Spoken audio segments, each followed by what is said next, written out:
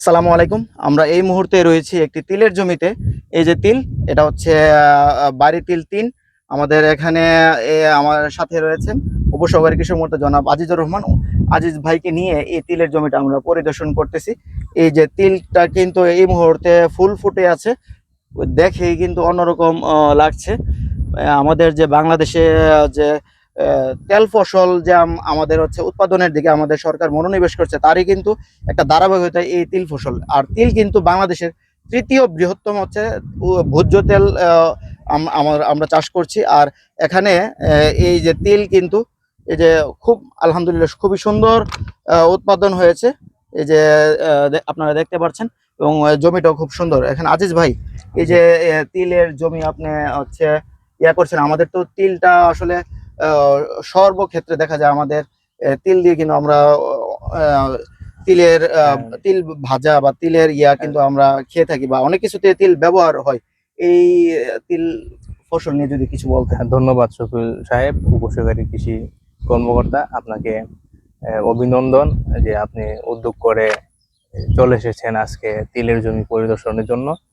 আসলে তিল আমাদের গ্রাম বাংলার মানুষের সাথে জড়িত। আমাদের বিভিন্ন উৎসবে আত্মীয় স্বজন আসলে বিভিন্ন পিঠাপুলিতে এই তিলের ব্যবহার হয়।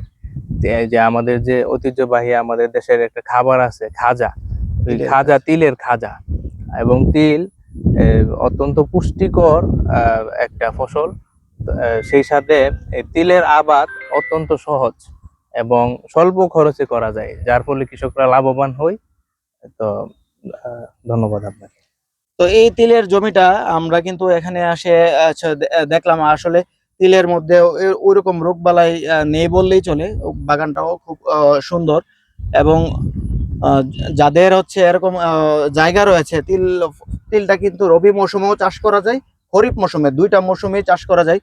যেহেতু আপনাদের বাড়ির যদি সামনে যদি এরকম ভাবে নিজেদের জমি যদি এরকম ভাবে অনেক দেখা যায়, এই এই এদিকে কিন্তু মিষ্টি কুমড়া চাষ করার পর কিন্তু অনেকেই এই জমিগুলো কিন্তু পতিত রেখেছেন। আর যারা অনেকে বাদাম চাষ করেছেন, আবার অনেকে তিল চাষ করেছেন।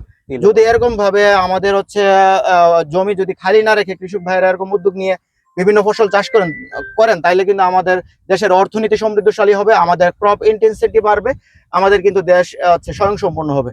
তো আজ আর দীর্ঘায়িত করছি না, সবাইকে ধন্যবাদ জানাই, এবং আমাদের এই সাথে থাকার জন্য, এবং আমাদের এই পেজের সাথে থাকার জন্য আপনাদেরকে ধন্যবাদ। এবং নিত্য নতুন ভিডিও নিয়ে আপনাদের সামনে হাজির হব। সবাইকে ধন্যবাদ। আসসালামু আলাইকুম। আল্লাহ হাফেজ।